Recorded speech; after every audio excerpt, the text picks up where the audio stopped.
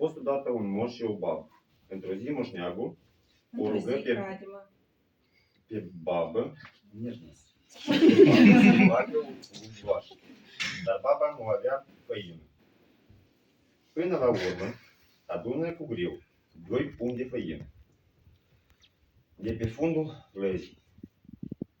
Ajungi viața. Rământând aluatul cu smântână, făcu o gogoașă și o dădu în cuptor. După puțin timp, baba scoase gogoașa, rotunjoară, rumenă și frumoasă și o puse pe fereastră să se răcească. Bravo!